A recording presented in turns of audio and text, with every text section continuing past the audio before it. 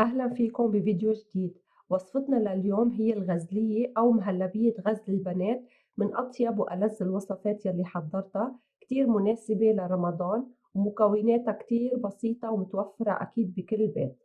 بتمنى الوصفة تعجبكم وتحبوها، ويا ريت ما تنسوني من اللايك والشير. وخلونا ننتقل سوا لطريقة التحضير.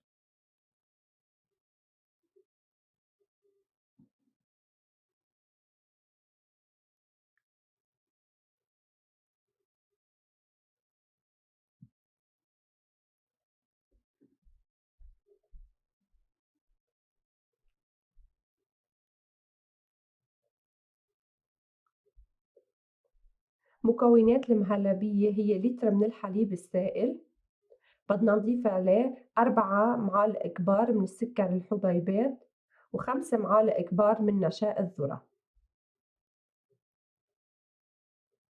منقلبهن كتير منيح مع بعض لحتى يدوب النشا، ومن بعدها مننقلهن على نار متوسطة، ومنقلبهن ومنستمر بالتقليب حوالي 7 دقايق لحتى يشتد الخليط المهلبية بهيدا الشكل. من بعدها منطفي النار أكيد، وبدنا نضيف عليهن معلقة كبيرة من ماء الزهر، و3 حبات من المستكة مطحونين مع كيس من السكر الفانيلا. منقلبهن مع بعض هي والنار مطفية أكيد، وهيك المهلبية بتكون صارت جاهزة. منسكبها مباشرة بصحن التقديم.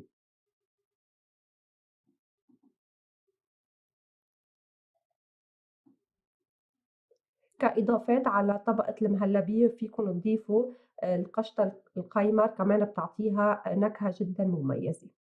بنتركها تبرد بدرجة حرارة الغرفة، ومن بعدها بدنا ندخلها على البراد على القليلة 4 ساعات لحتى تجمد تماما.